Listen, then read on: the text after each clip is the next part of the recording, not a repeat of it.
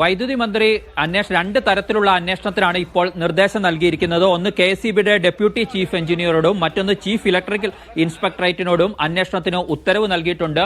2 മണിക്കൂറിനകം മറുപടി കിട്ടണം, എന്താണ് സംഭവിച്ചത് എന്ന കാര്യത്തിൽ വേണം എന്ന നിർദ്ദേശം വൈദ്യുതി മന്ത്രി കെ കൃഷ്ണൻകുട്ടി ഇപ്പോൾ നൽകി കഴിഞ്ഞിട്ടുണ്ട്. അദ്ദേഹം പറഞ്ഞ സമയപരിധി ഇപ്പോൾ ഏതാണ്ട് അവസാനിക്കാറായിരിക്കുന്നു. ഏതാണ്ട് 1.5 മണിക്കൂർ മുമ്പാണ് അദ്ദേഹം ഇത്തരത്തിലൊരു പരാമർശം മാധ്യമങ്ങൾക്ക് മുന്നിൽ നടത്തിയത്. 2 മണിക്കൂറിനകം റിപ്പോർട്ട്, അങ്ങനെയെങ്കിൽ അരമണിക്കൂർ കഴിഞ്ഞാൽ ആ റിപ്പോർട്ട് ലഭിക്കുകയും അതിന്മേൽ നടപടിയെടുക്കുമോ എന്നാണ് ഇനി അറിയേണ്ടത്. പക്ഷേ അപ്പോൾ പോലുമുള്ള ചോദ്യം, ഇതൊക്കെ ഇപ്പോൾ ഒരു അപകടം ഉണ്ടാകുമ്പോൾ പരിശോധിക്കേണ്ടതാണോ?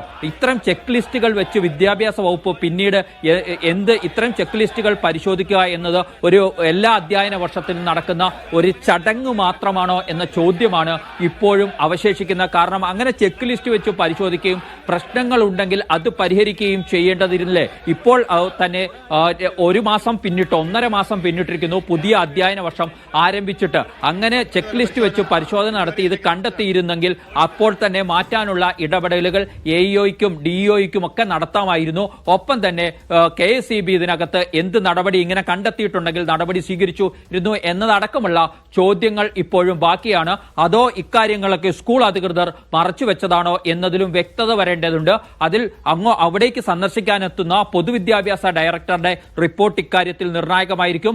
ഒപ്പം KECBയുടെ നിലപാട് എന്താണ് എന്നത് 2 റിപ്പോർട്ടുകളാണ് മന്ത്രിക്ക് ലഭിക്കേണ്ടത്. മന്ത്രി പറഞ്ഞ സമയപ്രകാരമാണെങ്കിൽ ഏതാണ്ട് 2 മണിയോടുകൂടി ആ റിപ്പോർട്ട് ലഭിക്കുകയും മന്ത്രി അതിന്മേൽ നടപടിയെടുക്കുകയും ചെയ്യേണ്ടതാണ്. ഇനി മന്ത്രി എന്ത് നടപടിയെടുക്കും ഇക്കാര്യത്തിൽ എന്നതും നമുക്ക് കാത്തിരുന്ന് കാണണം. അതുപോലെ തന്നെ റിപ്പോർട്ടിന്റെ ഉള്ളടക്കം എന്തായിരിക്കും എന്ന ചോദ്യവും ഉണ്ട്. കാരണം റിപ്പോർട്ടിന്റെ ഭാഗത്ത് KECBക്ക് വീഴ്ച ഉണ്ടായിട്ടുണ്ടോ എന്നത് KECB പറയേണ്ടതാണ്. അത്തരത്തിൽ വീഴ്ച ഉണ്ടായിട്ടില്ലെങ്കിൽ പിന്നീട് ആർക്കാണ് വീഴ്ച പറ്റിയത് എന്നതിനും കൂടി ഉത്തരം കിട്ടേണ്ടതുണ്ട്.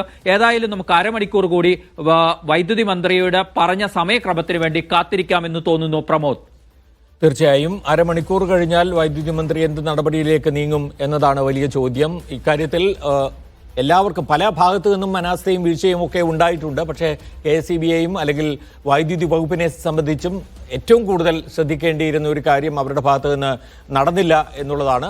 ദീർഘകാലമായി ആ വൈദ്യുതി ലൈൻ ആ സ്കൂളിൻ്റെ ഈ പറഞ്ഞ ഷെഡിന് മുകളിലുള്ള ഭാഗത്തുകൂടി അത് പോകുന്നു എന്ന് വെച്ചാൽ അക്കാര്യത്തിൽ ഒരു ശ്രദ്ധയും ദീർഘകാലമായി ഉണ്ടായിട്ടില്ല. ഒരു കുഞ്ഞിൻ്റെ ജീവൻ നഷ്ടപ്പെട്ടപ്പോഴാണ് ഇപ്പോൾ എല്ലാവരും അക്കാര്യത്തിൽ വേവലാതിപ്പെടുന്നത് എന്നതാണ് ഇപ്പോൾ കാണേണ്ട കാര്യം. നമ്മുടെ സ്കൂളുകളുടെയൊക്കെ സുരക്ഷ സംബന്ധിച്ച ഒരുപാട് ആശങ്കകൾ ഇത് ഉയർത്തുന്നു. ഇതുപോലെ ഇപ്പോൾ എത്രയെത്ര സ്കൂളുകളിൽ ഇതുപോലെയോ വേറെ തരത്തിലോ ഒക്കെയുള്ള അനാസ്ഥകൾ കൊണ്ട് അപകടങ്ങൾ സംഭവിക്കാമെന്ന ചോദ്യം വരെ ഉയരുന്നുണ്ട്. പക്ഷേ മന്ത്രി വി ശിവൻകുട്ടി പറയുന്നത് എല്ലാ വർഷവും കൃത്യമായി ചില ഇടപെടലുകളിലൂടെ അത് പരിഹരിക്കാനുള്ള ശ്രമങ്ങൾ നടക്കാറുണ്ട് എന്നതാണ്. അത് അക്കാര്യത്തിൽ ഒരു ഭാഗത്ത് നിന്ന് മാത്രമുള്ള ശ്രമങ്ങളല്ല, 2 ഭാഗത്തു നിന്നും കൃത്യമായി ഈ ചോദ്യത്തിനുള്ള ഉത്തരത്തിൽ എന്താണ് പറഞ്ഞിരിക്കുന്നത് എന്നത് വളരെ പ്രധാനപ്പെട്ട കാര്യമാണ്. കമ്പികൾ കടന്നു പോകുന്നുണ്ടോ, വൈദ്യുതി കമ്പികൾ കടന്നു പോകുന്നുണ്ടോ ഇല്ലയോ എന്ന ചോദ്യത്തിന് എന്ത് മറുപടിയാണ് സ്കൂൾ അധികൃതർ ആ റിപ്പോർട്ടിൽ കൊടുത്തത് എന്നത് ഇനി നിർണായകമായ ഒരു കാര്യമായി മാറുകയാണ്.